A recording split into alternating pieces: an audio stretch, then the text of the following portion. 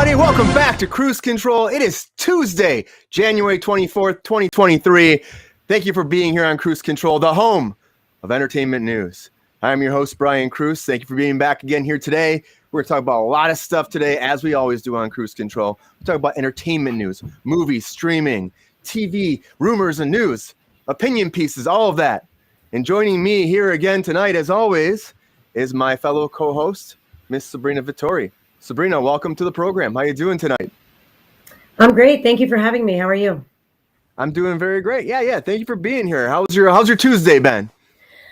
Good. A little bit busy, but good. I'm glad I made it. I slid in like 1 minute ago, so I'm really glad that I made it. Made it just in time for the show. Yeah, traffic out there's a bitch, isn't it? Yeah, it's just been a weird day. I was stuck at work late, and then traffic. It's just been kind of a nightmare at the end of the day, but the rest of the day was great, so no complaints. So it's time for some news, that's for sure, right? Yes. Joining us here again tonight for probably the umpteenth time, I can't tell you off the top of my head, is Mr. Mike Casey. Mike, welcome to the program at Touchy Ghost.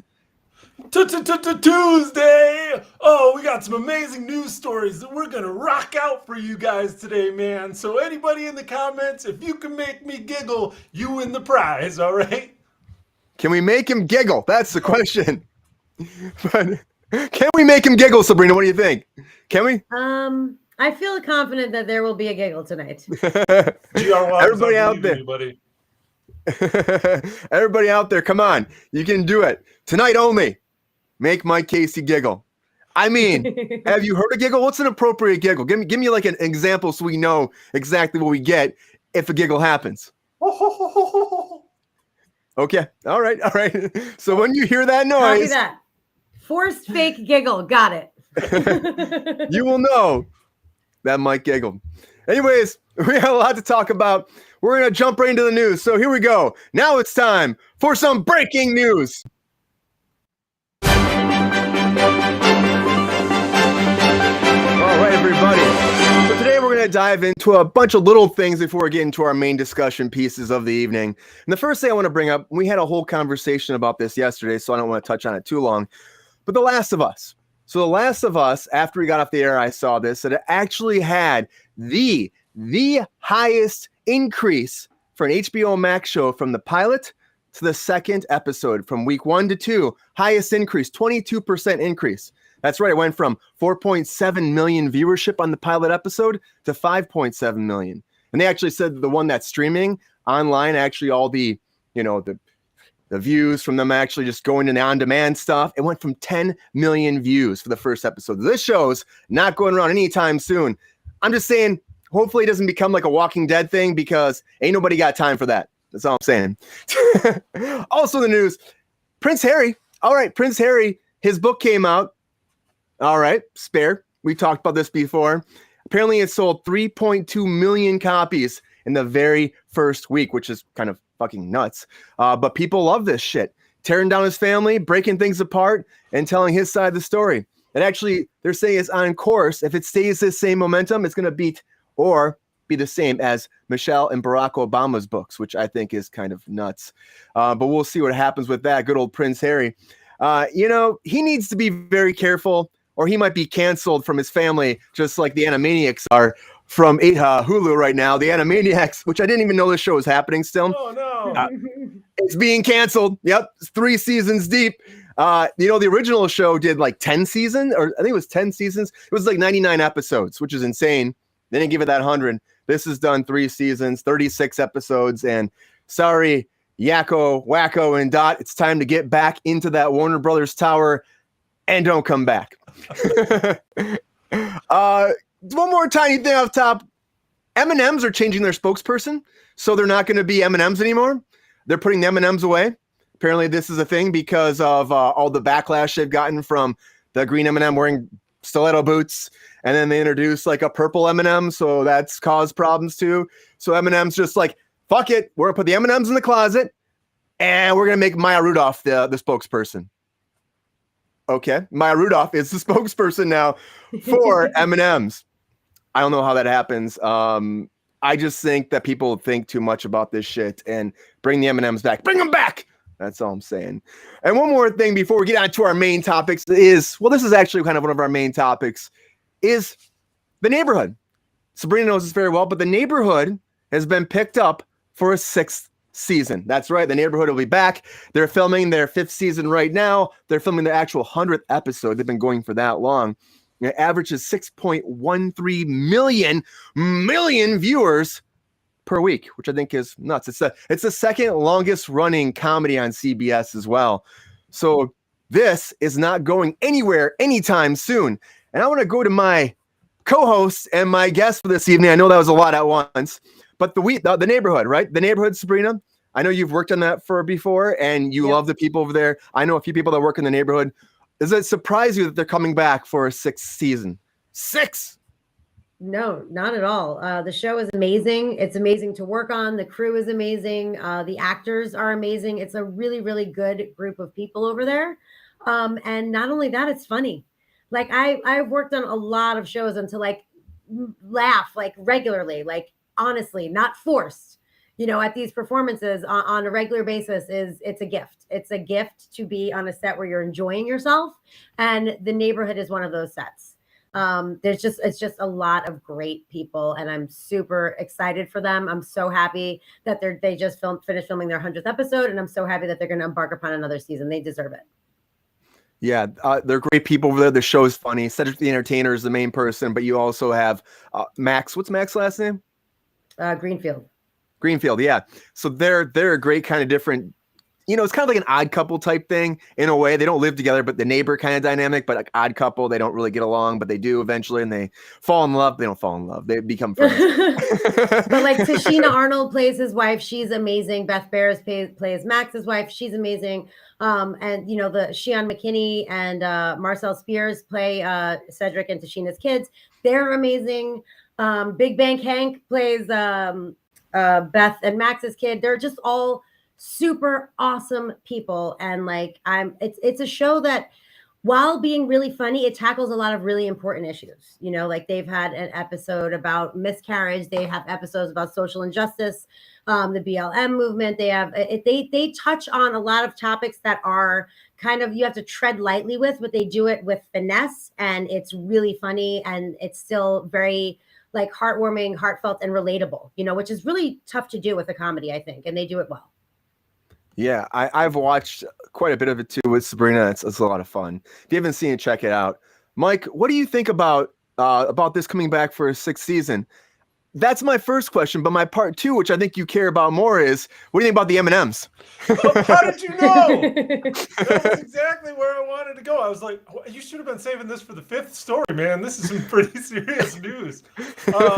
M&M's first? Okay, M&M's first. Not that Neighborhood doesn't deserve the accolades, because 100 episodes is a real achievement, especially if if they're actually doing something with it and they're a good show.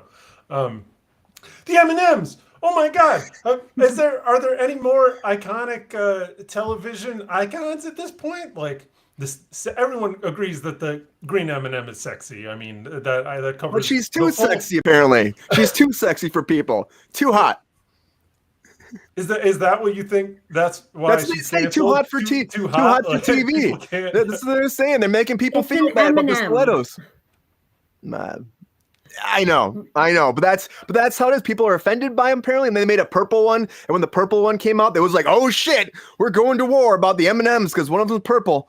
I want to say that kind of mojo knows no species or is beholden to no individual snack food. I don't think. I think that that crosses all the barriers. So I think that they're frightened of the power of the character that they've created. I think so too, but we have Maya Rudolph coming in now to be the sponsorship, or the sponsor, I should say, the spokesperson for M&M's now, and she'll be doing the first Super Bowl commercial, or her first Super Bowl commercial. So that's where it's going to start. All I want to see is her in the Santa suit coming down the chimney, and the M&M, the yellow and the red M&M, saying like, "Oh, he exists," and he's like, "Oh, the M&Ms do exist. They're real," because that's what they were trying to say, that they're as big as Santa Claus. Yeah, but you know what? People don't want it apparently. Well, at least they don't think. They're all nervous, I guess, over at Mars. They're all nervous about this, which doesn't make any sense to me. Sabrina, you want to comment about the M&Ms? I mean, I think it's ridiculous, absolutely ridiculous. And all of the shrouded controversy over these stupid M&Ms in the past couple of years, and like no disrespect, M&Ms, I really like your peanut version. However, the commercials and like their promotional campaign has been the same thing as long as I can remember. So I'm really curious to see what that will look like with Maya Rudolph at the helm. Like, she's not going to be a voice of an M&M. The M&Ms are completely gone, and she's just going to be like eating M&Ms and not having chocolate in her hand. I mean, I don't know. I'm interested to see what it is, but I think it's not necessary. And like, I grew up on those little M&Ms on the TV, and I'm going to miss them. Yeah, I mean, it's supposed to be just her. They said sans M&Ms. They're not going to have any M&Ms. None of these people talking anymore because there's so much issues with it, apparently. Well, they got scared. Sabrina makes a good point that they've been, probably a couple of decades at this point. Like, the red M&M is voiced by Billy West of Ren and Stimpy fame. Like, I didn't even know that. Yeah, maybe just this was something they've been going over in the board meeting, saying like we need to refresh the image, and maybe if we can capitalize on a sexy green M&M stiletto story, maybe that'll get people out buying some friggin' Mars bars. Hot take: regular M&Ms, not a fan. You can take your regular M&Ms, put them back in the bowl, send that bowl to Mars, man, because I'm not interested. On the other hand, peanut butter M&Ms, peanut butter was the best. Peanut butter M&Ms, even better. And a couple of years ago, they had the sugar cookie M&Ms that were Chef's Kiss. Cookie. They were super good, but I haven't seen them around the last couple of Christmas. They have coffee M&Ms. I did not know that either. Coffee. And GR, yes, it is. Are they good? Are they good? Yeah, they're coffee delicious. M&Ms good? They were very good. Is it like a coffee bean inside of chocolate? Is that what it is? Is it just a chocolate covered coffee bean that has an M on it? Ain't no coffee bean gonna be inside of those M&Ms, Brian. They're not that. They're not that renegade. I think you're just blinded by the chocolate covered coffee beans you got for Christmas. Yeah, I've been eating the shit out of those. Anyways, I don't know. This was a funny thing I saw. All these little things off the top. I was just like, yeah, they're kind of hilarious. But M&M's getting rid of their spokespeople. And The Neighborhood, season 6. Great for them. I mean, that's a huge accomplishment. Well and kudos deserved. to everybody on that show because it's deserved. It's funny. It's done a great job. It's found ways to stay fresh and inventive and give the characters a new life every season. So good on them. Keep going. Hopefully they just have season after season after season because there's great people working on that show. So what do you think about this? Leave some comments. And, this speaking of, M&Ms and people leaving and getting rid of things, we got rid of Daft Punk, right? We got rid of Daft Punk not too long ago. They left back in 2021. I think it was they broke up, right? 2021, they broke up. And since they broke up, everyone's, encouraging them to come back. We want Daft Punk. Well, no, it's not going to happen right now. We're going to have a solo album actually coming out. That's going to be the first thing. A 90-minute score that shows scant regard for conventional stylistic boundaries. I'm feeling a love of barbesque music, barbecue music and traces of American minimalism. Baroque music. Baroque. I don't know what the hell that shit is, Mike. You tell me Baroque is. I'm like barbecue. Baroque, it makes no sense to me. Same. Barbecue. It comes out April 7th, and it's called Mythologies. And so it's one half of Daft Punk coming out, making their solo album. Mike, can you tell me what that is right now? What kind of style is that? Baroque? I don't know, like old school chamber music? I'm going to guess there's some stringed instruments involved. It definitely sounds a lot more orchestral rather than funky disco French dance music. So, I'm on board. And like they're saying, it's going to be more like a score. How do you? I'm having a hard time with these people's names. Bangalter, does that sound right? Bangalter. Sure. He's wearing the helmet. Who cares about what his name is? I mean, we only knew the helmet. He was wearing the helmet, but as our viewers can see next to you right now, Mike, to your right is a very nice picture of him. But it's the first picture they've released of anybody. There's only 2 members of Daft Punk, but it's the very first picture, and it's an artistic version of him for the album coming out. He's like, I'm going to take the helmet off and this is what I look like. But I they mean, said that's a picture. Maybe that's what the guy looks like. I'm willing to entertain that possibility. He was a cartoon before. Maybe he was a cartoon underneath all along. Mike, does this? What do you think about this? Are you happy he has a solo album coming out? Are you excited about this? You know, I'm happy, Brian. I can't tell you how many copies of Discovery I made back in when that so good. 2001. So good. Like, I know. Yeah, that you didn't have to be a real big techno aficionado to really get on board with that album, because they just always had that super pop sensibility. And I know that they've been really influential in a lot of the when I ask Alexa, when I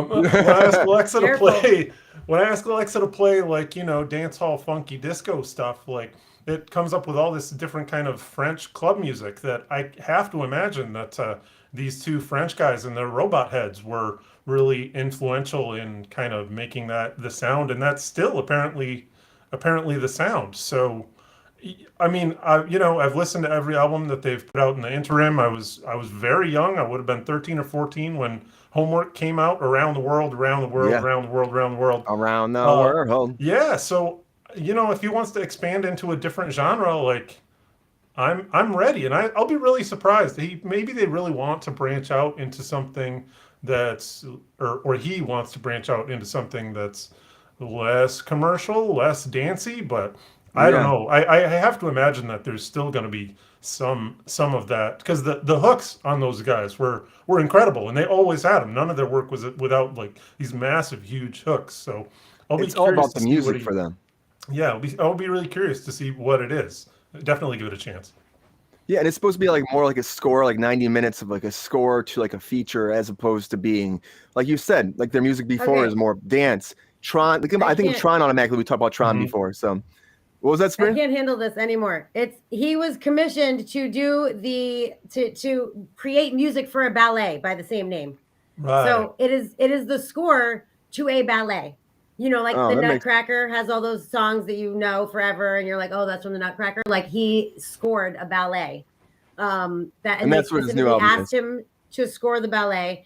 I actually looked on YouTube and found a like 2-minute clip of one of the songs, and it very much sounds like a ballet. Like it does not sound very Daft Punky. That's not to say that throughout the course of the entire ballet there isn't more recognizable tones or in there, you know, from their roots, but he was tasked to create music for a ballet. Very specifically, and from what I heard, it sounds. I danced for a very, very long time. It sounds very much like anything that I would have danced to when I was, you know, on point. So, it is being released because it is a soundtrack. It's not like a solo adventure. Like he sat in the studio and he's like, I'm going to make these songs and release them. It's the soundtrack, the score to a ballet. So it's I don't know that it's like a comeback or whatever. And I'm not saying that he's not doing anything else. But it's his first thing by himself, though, too. Well, yeah, but it's not like he sat in the studio and was like, I'm going to make a new album with just me. Like, he was asked to create music for a ballet, which he did, and now he's releasing that music from the ballet in an album form. I think it's still going to have that Daft Punk feel, though. Somehow. The 2 minutes I listened to did not sound like Daft Punk at all. Yeah, again, like anything I would have danced to when I was on point. I couldn't find it before when I was looking for it, but yeah, now I see it. It sounds like a ballet, doesn't it, Sabrina? It's a ballet. I haven't heard it, so that's fantastic. Well, you know, it's good. He's trying something else. He's branching out. Maybe it'll lead to a whole different world, and he'll just be doing more scores for things. That could be good. There was rumor back in June that he was in the studio with Lil Nas X. I mean, June was a long time ago, so I feel like something would have dropped by now, but you know, that it may have sparked something and he may be trying to work his way back in. But I'm just saying, like, it's not like he decided to do something on his own without his partner in the studio. Like, he was commissioned to do this ballet. Well, they broke up, though. That's the thing. They broke up in 2021. Right. So this is his first venture since breaking up, where it's just him rocking and rolling, you know? Yes. And I'm interested to see if they get back together for the new Tron movie coming out. I'm just saying. I'm going to keep putting that out there. Good luck with that. Tron 3, everybody. I don't know, we need some Daft Punk. You've been working with the same guy for 25 years. Like, I don't know if you can really call that a breakup. Like, you're saying, hey, I'm gonna go put out some some solo stuff, maybe spread my own wings a little bit. I think the other guy's probably going to be like, yeah, that's probably a good idea. Like, I doubt there's any hard feelings, but I haven't looked into it, so maybe it's all just robotic. Maybe it's all lasers like blasting at each other, and it was some kind of like massive Ultraman Transformer battle. The thing is, does anybody actually know what these people look like, the two of them? Because honestly, they put a drawing out like this. Could this actually be the person? Or do they go and record and they're wearing the helmets the whole time, so it could be anybody? That's the question, too. You never know. That looks like Sabrina says no. There's been pictures. No. I mean, this is the first thing that they released, but people have seen them before. You know what I mean? Like, you could Google Daft Punk and you'll see. I don't believe it. You'll see him. You'll see it's clearly him. You know what I mean? Yeah, I think that's actually a picture of the guy in the Deadmau5 helmet, now that I look closely. No, it's it could be. Not. It could be. You never know. But Daft Punk, I hope they get back together later on and do some more music. It's great that they're venturing off a little bit. Hopefully they both do their own things. It's always good to see, like Mike was saying, like, hey, hell, we've been doing this for so long. Let me go out and do my own thing and try it out for a while. That's always a good process, and help them grow and maybe find a new musical sound that can come together and create new music later on, maybe in like 10 years or maybe in 5 years, maybe in 2, who knows. What do you think about back together bad? I do want them back together really bad. I do. I just love Daft Punk, man. You know what I'm talking about. You love them as much as I do. I do. Right? They're good. They're great. They're just so great. And their music and it's so simple. Like the lyrically, it's so simple, but it's all you need. And then the music itself is the driving force, and everyone samples their shit and stuff because it's that fucking good. And I remember, Brian, you're sparking a memory, because I remember talking to you and you're like, this would have been more than 20 years ago at this point, being like, probably. Okay, Brian, there's some songs out there that don't even have lyrics that are still very good, and you're like, I don't know, Mike. So. I think they might need lyrics to be good, and I'm like, check this shit out, man. 100%. Did that not happen? It did happen. That's 100% a true story. I will still say that Around the World, though, I still can't get into. That's like my one song. I'm just like, guys, a little repetitive, yeah. Yeah, it's too repetitive, but everything else, I'm like, yeah, it's good. Get your GR. You can't see what the bottom half of me. I'm so ready. Almost GR, you don't want to see it. You don't want to see it. Was that a giggle? I don't know if that was a giggle. Almost. That was close. That was close. But what do you think about this? Do you think that it's good? Are you excited about Daft Punk separated and doing their own stuff, or do you want them back together like me? Leave us some comments. Let us know. And speaking of things that are shutting down and maybe shutting down, we know Daft Punk shutting down for now as a band. Well, SNL might be shutting down next, because that's the whole thing going on right now, is a bunch of the post-production people are striking. Now, of course, SNL is a live show and they do live sketches, and most of their stuff is in front of a live studio audience, teleprompters, and it's on air live theater. But they have all these pre-recorded episodes. They do like little music videos, they do little shorts, they do a lot of stuff where they bring guests in sometimes, celebrity guests, and they're on these shorts because they can film them anytime during the week, and they just edit and air them during the live show. Well, right now, the people that are behind this, the post-production team, are saying, we want to be actually included with the IATSE, which the producers agreed to, and we want rights. We want to be covered. We want to be taken care of. So they're trying to reach their first agreement with the management after unionizing back in October. So all this stuff went down in October. There's 20 part-time editors, film editors, assistant editors, and media managers that are all part of this group that all want to be, they want to be covered. They want to have the same wages as everybody else. They want increases. They want to be taken care of.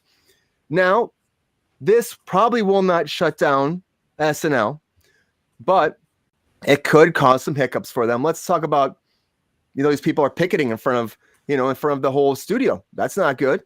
Let's say they're actually going on social media and blasting the show because the show is not taking care of them. That's not good. There's a lot of logistical problems that can happen here.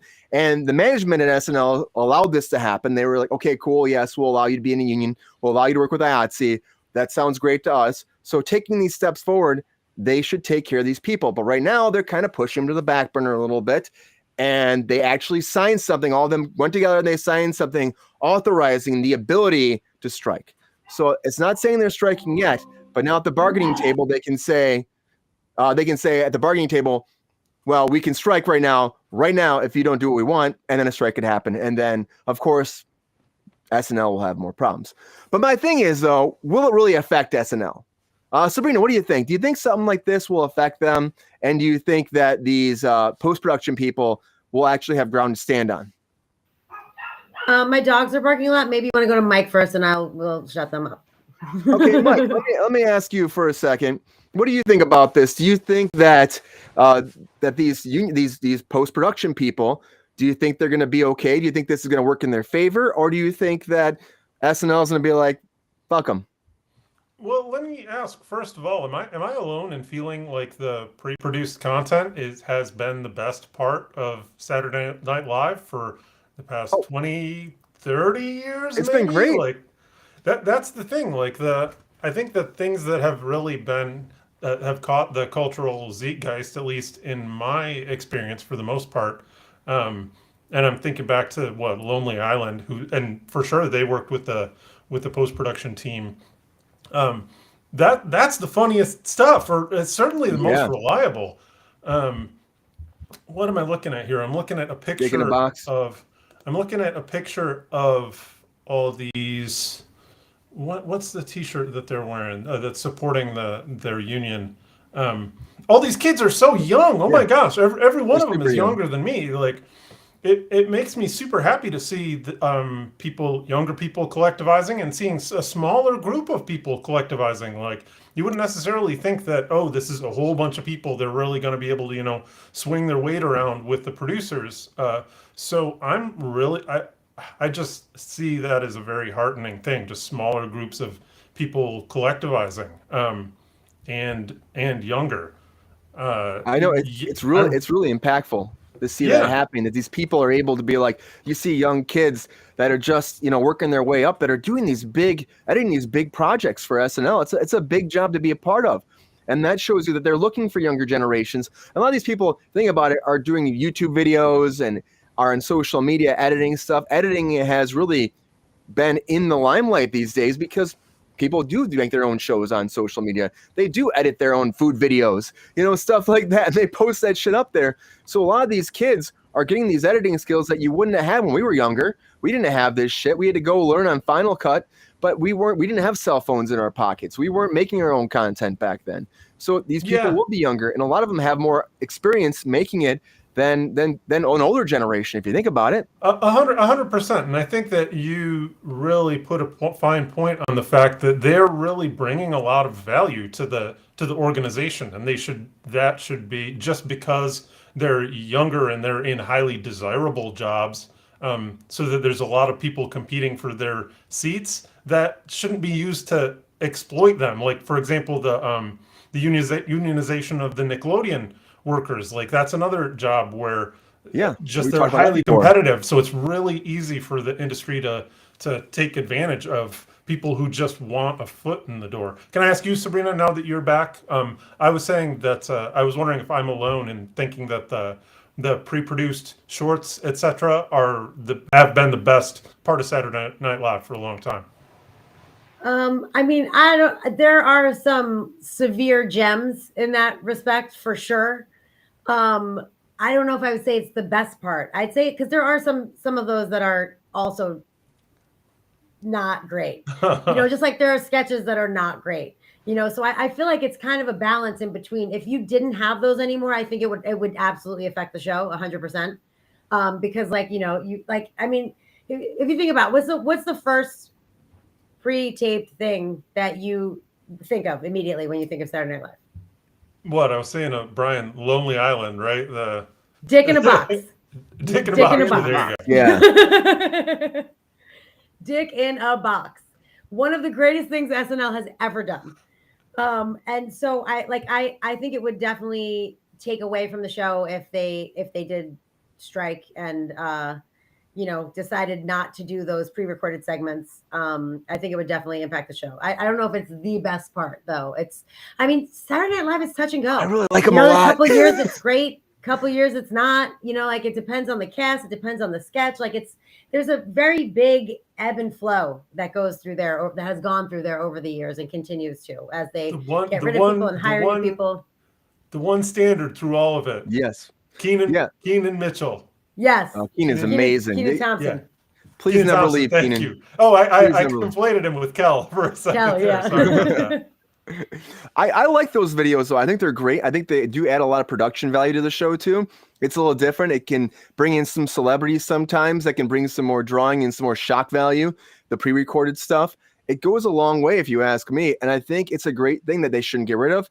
Andy Samberg, I think, was one of the first people. I mean, they were doing it with Adam Sandler a little bit, but it wasn't like this, like Andy did. Like Andy Samberg really made it something bigger by bringing in Justin Timberlake and bringing a whole new world, a new element to SNL.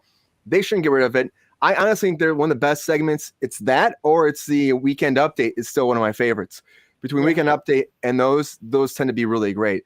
And, you know, the opening monologue can be great as well or their opening sketch, their cold open, if you will, depending on if they have the right people in it, because those sometimes can be up and down. But I hope that these people get their rights, because the fact is they put it out there before. They said, okay, we'll let you unionize. We'll let you go with IATSE. We'll let you get a part of that, and we'll negotiate, and it'll be fine. They agreed to it. Now they should do what's right and take care of these people, because they already put the path out there. You got to make it happen now. SNL, come on. That's what I'm saying, you know? But anyways, what's everybody think about this? Do you think this is a great thing? Do you think that the SNL managers will actually step up and take care of these people? Or do you think they will backpedal and be little bitches? Let us know. All right, we're going to move on. And speaking of not a little bitch, I want to talk about Jason Momoa. Not a little bitch. Nope, not at all. Big bitch. Not a bitch at all. We love you, Jason Momoa. We love you. I heard this. We were going to tell this yesterday. We ran out of time. But so Jason Momoa came out recently. We've been talking about, you know, of course, James Gunn and the way that universe is going and how they're firing people left and right, left and right, left and right. Well, Jason Momoa says, not going anywhere.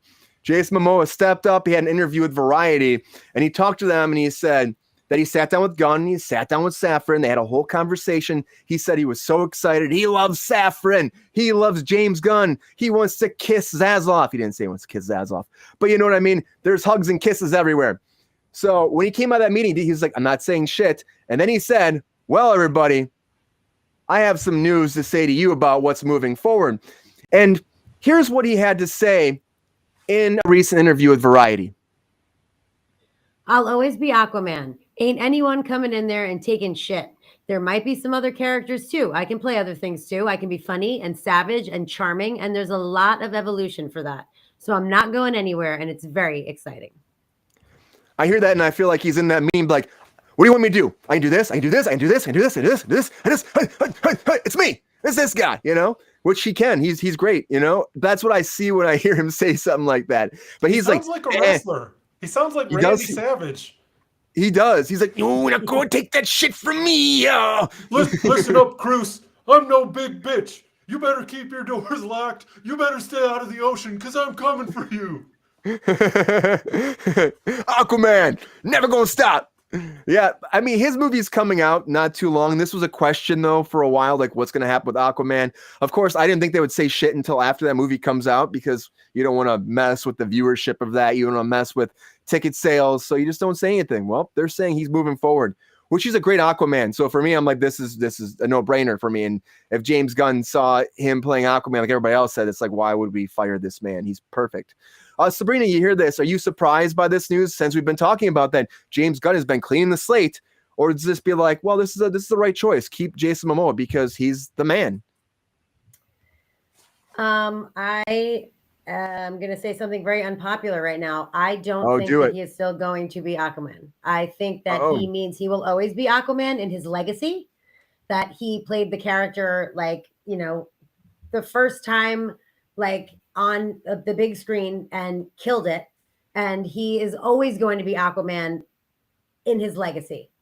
And I think that the reason why he said, like, I can do this, I can do that, whatever, is because he's a very big comic book fan. He's always wanted to play the villain Lobo. And I think that they are going to move forward with him, and he is going to play Lobo in some capacity. And I do not think he's going to play Aquaman again. The only thing that I think is a possibility of him playing Aquaman again is if in Peacemaker there is something in season 2 that happens where they need Justice League. Like, I think that maybe the only thing, because they did introduce him into the last episode of season 1 of Peacemaker. So if there is another Aquaman moment for Jason Momoa, I think it will be in Peacemaker. But on the grand scheme of things, I think he means I will always be Aquaman. No one's going to take that from me. It's about his legacy. And I think he is going to move forward with DC, but in a different capacity. And I think he's going to play Lobo. I mean, we'll see. I can see that too, but he says he can play all other characters too. So maybe he's saying I'll play Lobo, but I can still play Aquaman. I think that's just him being cryptic and trying not to give things away. I really personally, that's what my gut says. All right. Mike, do you agree with her, or do you think that he's still the Aquaman to be?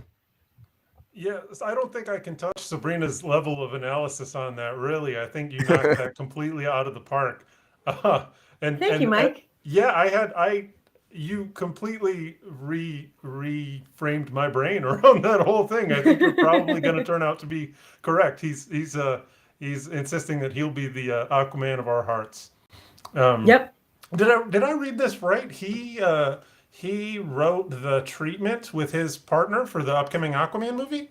Yeah, that's a true thing. That's crazy. How often do you have that happen, especially in a massive franchise production like this? It never happens. And he did a 55-page treatment, and then that led into the movie. And it's like a buddy comedy too, which should be a lot of fun too, to have like that kind of side of Aquaman.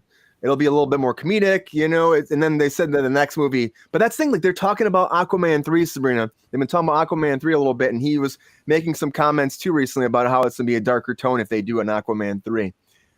I don't know. I don't know. All I gotta say is I'm sticking to what I said. I just hope they kill off Amber Heard. That's all I'm saying. Kill her off right away. Get her done. There was a rumor that she was going to die in childbirth. And I think that should start the movie. Give her 3 minutes. Dead. And bye, Felicia. Dead. I like your impression of child labor. If only it were that simple. I know. It's definitely not that. But now you got a kid. Good work. Get out of there. I don't know, but I still, for me, because he didn't say anything initially, he was like, it's going to be great things, and I'm so excited. I love these guys. We got great plans for the future. And then he came out later and said this Aquaman thing. But then again, you're right. Henry Cavill made that comment about how I will always be Superman, and I may be hanging up the cape now, but, it's always going to live with me. He made comments similar like this. But, I mean, he said no one's taking that shit from him. But I don't know. We'll see. What's everybody think out there? You think that someone's going to take that shit from him? Or do you think... Can we cast the next Aquaman here? I mean, do you want to cast him? Like, what do you think? He's more than a sexy sack of wet muscles. He can act. Okay. He can write. Who would fill those wet moccasins? Do you think they would take Chris Pratt and put him in there? Pratt, goddamn Chris Pratt, you can go back in the closet for a while, man. I appreciate your work. He's James Gunn's boy. For a minute, be a little more selective with your projects, please. He's James Gunn's boy, though. He can do it. I can see him being like, "Well, we're going to bring him in." Dude, I can see it happen. After Jason Momoa, Chris Pratt would look like a soggy little peanut. Like, I don't know who is gonna come after him just in the muscular department. They're gonna have to be to like Hugh Jackman levels in Logan to like even look like a normal guy. They almost had like maybe recast with an unknown person, maybe. But they're trying to make this like and James Gunn said before that it's not about the actor, it's about the character. So maybe this will lead the way to have just fresh faces come in, which could be smart. I'm still pulling for them to do their Ant-Man spinoff, and they can use me. And then they'll think that it's like Paul Rudd on there, but it'll be me in the DCU. And they'll be like, well, it's kind of like Paul Rudd, and he's shrinking and stuff, but it's not Paul Rudd. I'm just saying, I'm putting out their DC. But I don't know who would play Aquaman, because honestly, it's too tough to cast because they've made him this muscular figure. Aquaman wasn't like that in the comic books, He was like this. I mean, he was muscular, but he was more like the Deep he was more like that than being Jason Momoa. He was more like the kind of I mean, he's muscular but not huge, blonde hair, white dude. Maybe they'll go. They want him to have some sort of appeal other than just being able to talk to fish. I mean, I know, right? Yeah.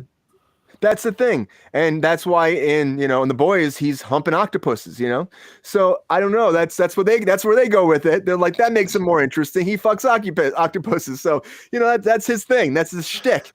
So that's his world. I don't think they're going to do that, even though they teased it in Peacemaker. They made a whole tease that Aquaman was having sex with fish. That's an whole other story too. I don't think they're going to go that route, but who will play Aquaman? Sabrina, you got any choices? What do you think? Any ideas who could play Aquaman? No, I mean, you're assuming that like right off the bat they're gonna make another Aquaman movie, or like, you know what I mean? Like, I think you're like way ahead of yourself. Like, he's restructuring everything. So like when they get to an Aquaman, if they get to an Aquaman, it's not gonna be tomorrow. Like, I think this is way down the road, and I think that it's something that you could not possibly predict at this moment, because no one's going to come. I mean, Aquaman 2 is not even out. No one's going to come off of that and be like, oh, let's make a new person. Like that's setting them up for failure. There's no way that anyone would do that to an actor. And it would also mar the character as well. And it would start like, this is the first thing you're going to do. And you're going to, take away someone that everyone loves and replace them with someone else. Like there's no way James Gunn is going to do that. So if there is another Aquaman, it's going to be way down the road. And I think that we're getting way ahead of ourselves here. Yeah. I mean, he's doing Superman first. We got to wait. He's supposed to announce something. The month is almost done, right? What's it, the 24th? And he said before this month is done, they're going to announce their slate. So hopefully any day now we'll find out a little bit more information about where he's going with the DCU and where that's going to be, because there's a lot of questions that people have and only one man can answer them. Well, I guess Safran can too, but James Gunn seems to be the mouthpiece. So James Gunn, let us know. What do you think? They're gonna release the whole new slate. I was just checking up because we just have the new Marvel Phase 5 is starting up with Ant-Man here just next month, right? Yeah, that's starting up, but they're supposed to announce the first half of their slate for the DCU this month. That's what James Gunn said. He said they have a 10-year plan, but he said he's going to do their first phase is going to come out this month. They'll announce it and have like a whole press junket like they usually do with, the Marvel stuff. So I'm surprised it hasn't happened yet. Maybe they're waiting till the 1st of February. Maybe they're just going to do that because it was supposed to come this month. Still waiting, James. There's supposed to be something. I don't know, any day now. But yeah, I'm excited to see what they do with that. Ant-Man's going to be great to start off the MCU's new phase.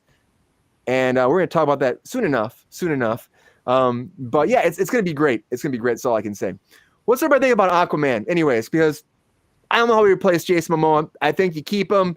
Everybody else on right now is telling me they're going to get rid of him. I still think I'm holding out that he's going to stay because I just don't know who you replace him with. But then again, maybe it's one of those things like I said before. They won't say anything until after the movie comes out. Because why fuck with the sales? That's the question. All right. Well, now I think after talking about all these movies and these topics, I think we need to move on to what? To our featured story of the night.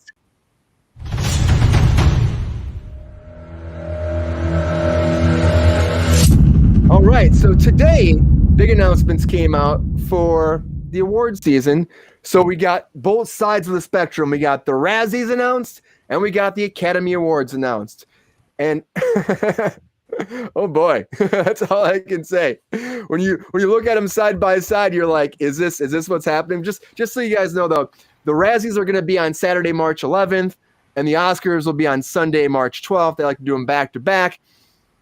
The big ones they're going after right now for the worst picture, well, let me just say, Blonde, it got 8 noms, 8 Razzies. Pinocchio got 6 Razzies. Good Morning, which I didn't even hear about this movie until this came out, it got 4 noms, which I can't wait to talk about that. The King's Daughter 7. got 3 noms. Morbius got 5. Everyone knew Morbius would get some Razzie announcements. And a surprise on the Oscar side, Top Gun Maverick got nominated for Best Picture, which I'm kind of surprised at it, but I think it's awesome they did. And we're going to have Brendan Fraser versus Austin Butler, which we talked about before. We knew that was coming. And it's just some big, differences between the Razzies and the Oscar. But it's funny how some are announced for an Oscar and some are announced for a Razzie. It's just kind of insane to me. I want to start with, let's go start with Best Writing. So here's a little slide about the Razzie versus the Oscars. So we have Worst Screenplay versus Best Screenplay. Now, did you two get a chance to look at this all? Yeah. Oh, yeah. What do you think about this? Okay, so like we got Blonde for a Razzie. We got Pinocchio for a Razzie. We got Good Morning. We got Jurassic World.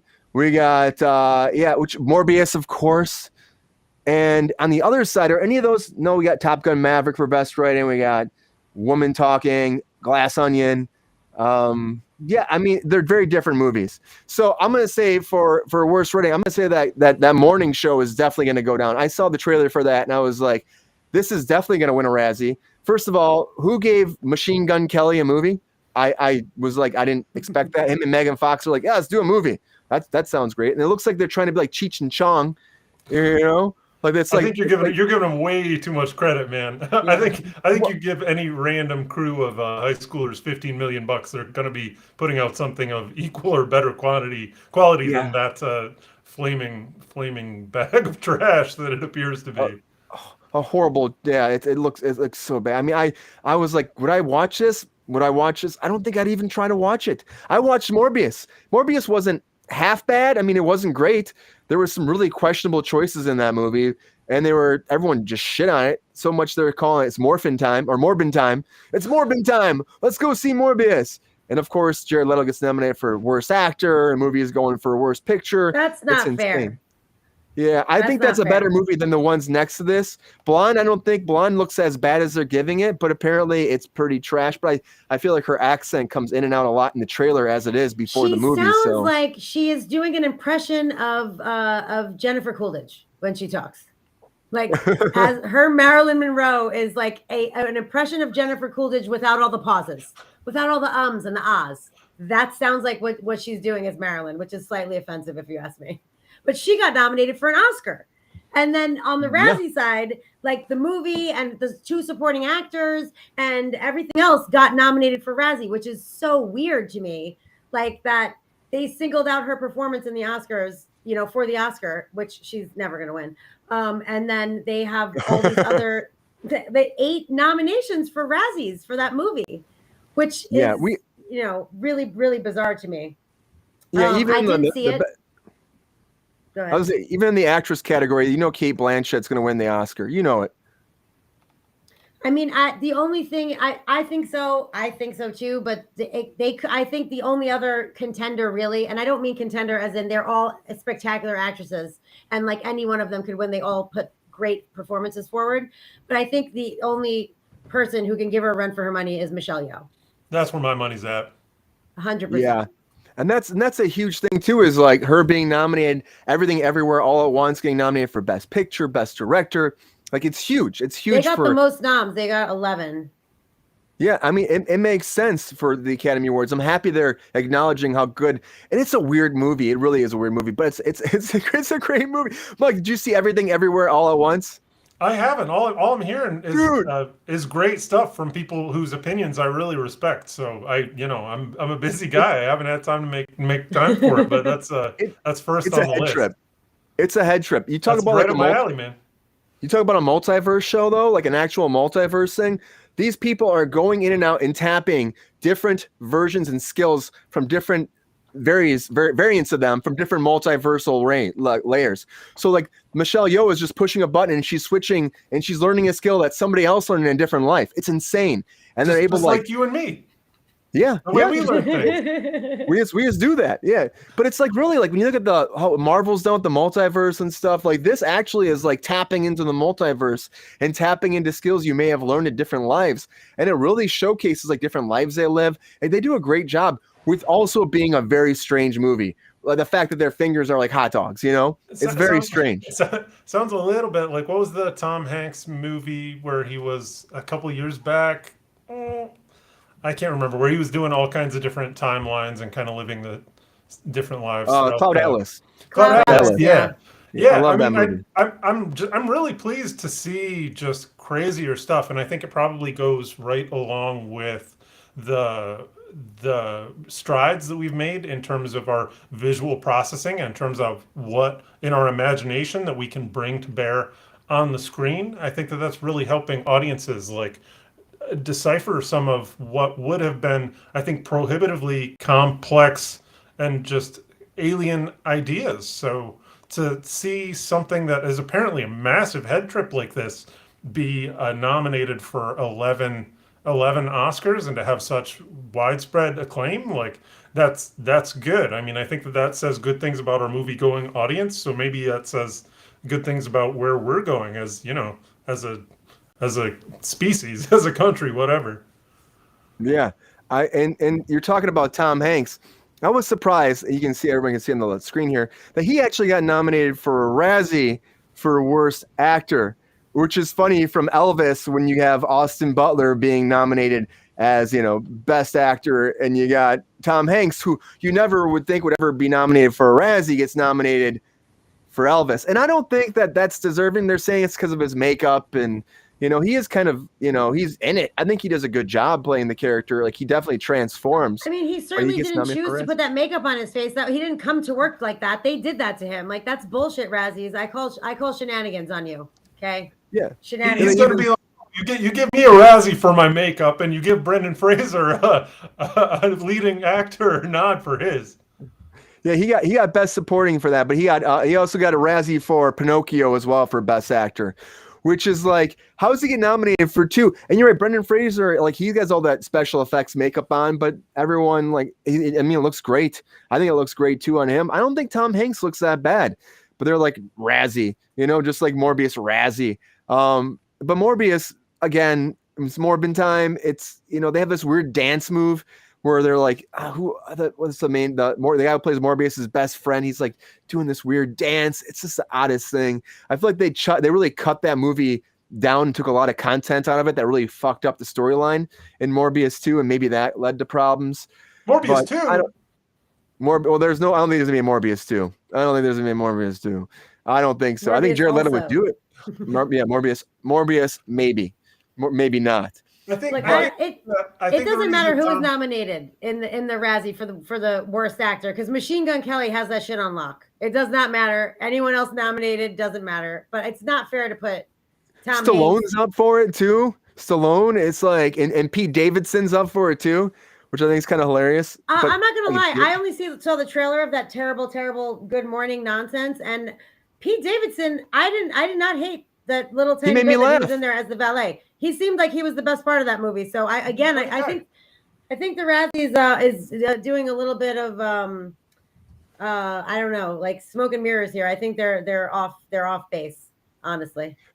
But the Oscar too for Best Actor, that seems like it's on par and actress as the Golden Globes were, as the Critics' Choice Award. It seems like it's going to come down to Brendan Fraser versus Austin Butler and Cate Blanchett. I bet she's going to get it. You have, again, for Wakanda Forever, I'm going blank on her name. Angela Bassett. Angela Bassett up. Yeah, we love Angela Bassett.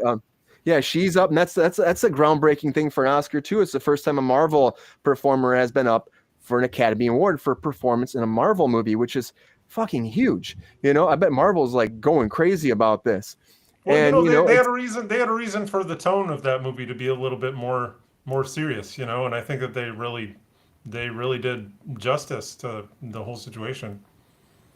Yeah, I think they did too. What do you think about the Razzie versus the Oscar for worst director versus best director? They have Judd Apatow up.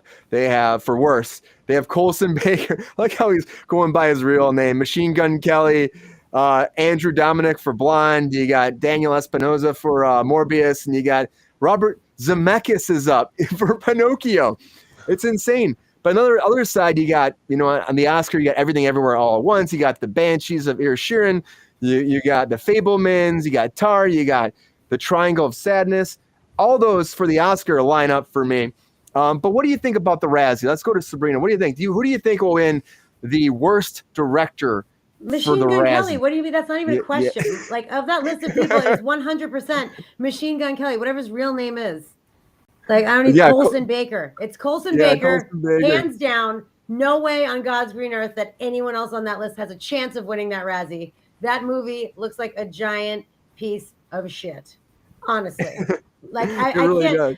That other movie, what's that other movie? The King's Daughter? That also looks like a steaming pile of shit. But like those two, I feel like are really going to dominate the Razzie world, especially that Machine Gun Kelly. My God, I can't even.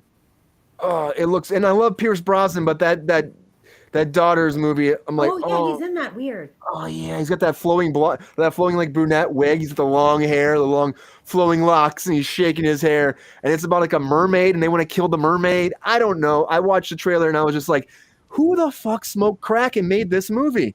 That's all I thought. I don't know what the hell this shit is. Mike, what do you think about for the director? What do you think for? Let me go to the Oscar. Who do you think's gonna win the Oscar for Best Director? Do you think it's going to be Spielberg? For Best Director, I just wanted to say, Sabrina, you are an impossible act to follow today. Your takes are so spot on. You're leaving me speechless. For the director, I don't think I've seen a one of these movies, but it's it seems to be your typical spread of different kinds of movies.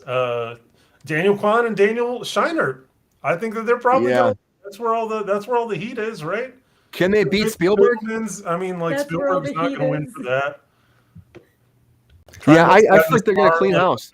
Those are more typical Oscar fare. So I think Everything Everywhere All at Once is the fresh take. Yeah, I think they're just going to clear. I think they will. It just makes sense too. It's such a different movie. I think that's what's great about this too. It doesn't fit into any kind of normal fold. It's not like a remake. It's not a redo. It's not a reimagination. It's not that bullshit. It's an actual original idea with great actors, and it's just very well done. It just really is. The martial arts are great in it. The acting's phenomenal in it across the board. You have.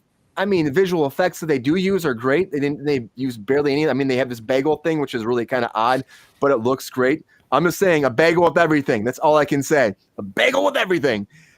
So I think they're going to clean house. I think they will. And Spielberg, he's had his light in the sun. What's that? His time in the sun.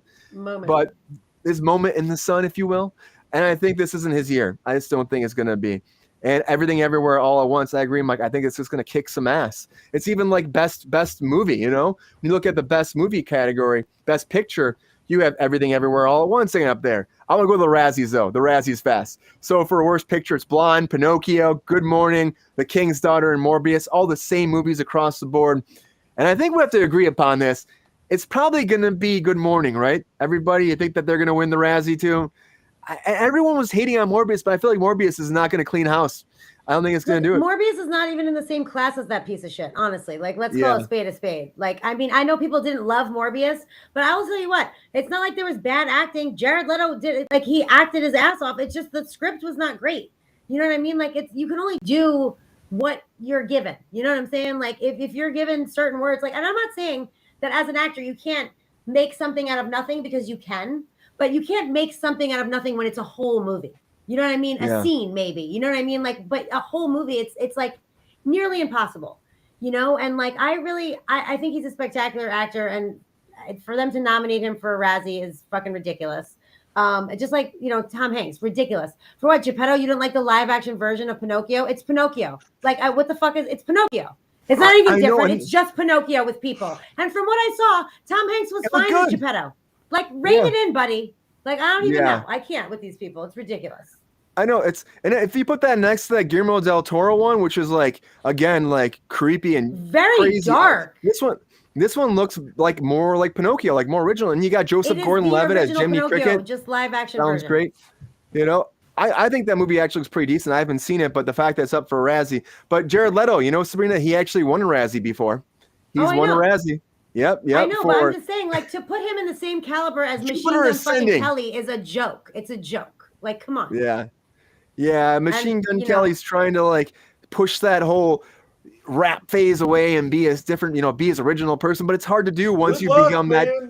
Yeah, once you become honestly, that concrete. Once you fought Eminem, you went in there, you went toe to toe with Eminem, and he whooped your little bitch ass, and you hailed down to the king of rap. You can't go.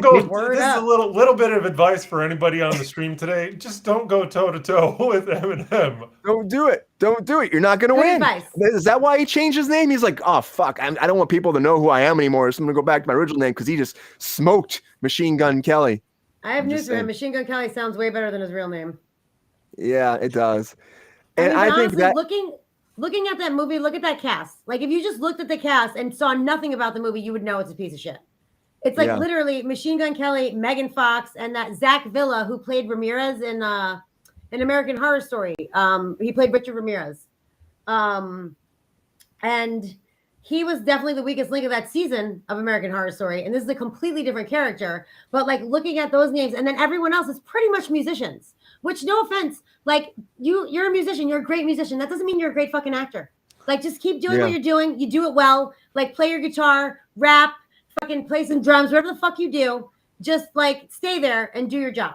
Just like all these actors that want to be musicians. Like I will say this, Jared Leto, 30 Seconds to Mars. I was going to say, he was in a band. Yep, still. But, you know, like Bruce Willis's band sucks. Fucking, like, I mean, there's a lot of people who are like musicians, who are actors and they want to be musicians. It's like, just do what you're good at. Just stop. Don't try to take it all. Do what you're good at. It's a good point. I want to ask before we wrap it up today, okay, I'm going to go with Mike first. Do you think that Top Gun stands a chance to win the Oscar for Best Picture? Or do you think Everything Everywhere All at Once is going to smoke it? Is there anything that stands out there that you think that might actually have a chance? You're toying with me now. How are you even going to ask me a question like that, man? I am. There's no chance in hell that Top Gun. Maybe this is a hot take. I wasn't a real big fan of Top Gun 2.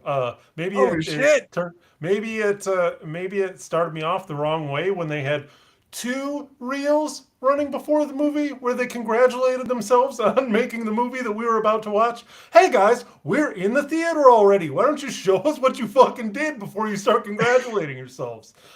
So I think that they've already given themselves the accolades that they're going to get for it, and $2 billion fucking dollars. So fuck off, get out of my Oscar lineup. Give it to people with some fucking fresh ideas rather than your goddamn 1980s trash. Well said, Mike. Yeah, well said. I do love that movie, though. I think it's a lot better than the original. You're right. What I was looking forward to, some more high-flying stunt aerobatics, and it had some of that. Not enough for me. Those were like the only interesting parts to me, and they didn't make up enough of the movie. So, maybe in the next one. It bored me and my wife and both of my in-laws. We chose that as like, a safe, like, oh, the in-laws will think it's okay. And they were like, everybody came out of the theater being like, well, I guess that was a way to spend 90 minutes. Okay. Well, everybody, what do you think? Do you think that Everything Everywhere All at Once and Morning, what's it called? Morning Goodbye? Morning Call? Good Morning. Good Morning. What a dumbass title. I don't know. That giant joint, that giant humanoid joint. That's some pretty innovative territory that we made. That reminded me of some shit like in Half Baked. Like I feel like that belonged in Half Baked was great. Don't even. There's a million great stoner comedies, and this doesn't touch one of them. I'm just saying that joint. That could fly in Half Baked, not in this piece of shit. You know what I'm saying? Yeah, I feel you. Well, it might be a good inebriated movie. Maybe you smoke something up, you do a few shots. Every time he pops on the screen, you do a shot of beer. You do some power hour with it or something. I don't know. You do some. You'll be vomiting by the second act. I mean, come on. Probably would be, but it might make it enjoyable. You never know. What's everybody think? Do you agree with us that it's probably going to be Everything Everywhere All at Once? And goodbye. I keep forgetting this piece of shit's name. Morning View. Good morning. Good morning. Yeah, good morning. I'm going to forget about it right after I say it. Or do you think it's a piece of shit? Or do you think there'll be some movies that'll actually surprise us? Do you think Top Gun will win? I don't think so, even though it's great. No. What do you think Avatar, which only got nominated for, visual Best Picture, but has not gotten much accolades as he wanted? The question is for you, what do you think about that? Everybody, thank you so much for being here today. It means the world to us. Again, this went way too fast. Sabrina, thank you for being here, as always. Of course, thank you for having me.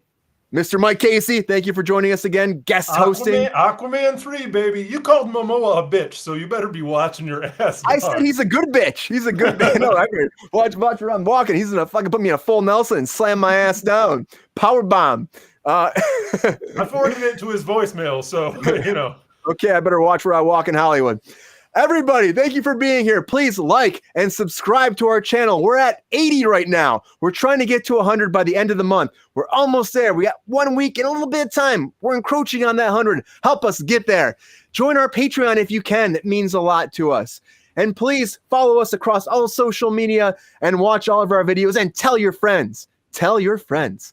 Everybody have a great night. Thank you for being here again. And we'll see you tomorrow on Kruse Control. Take care. See ya. Oh, I pushed the wrong button. Mom! Bam!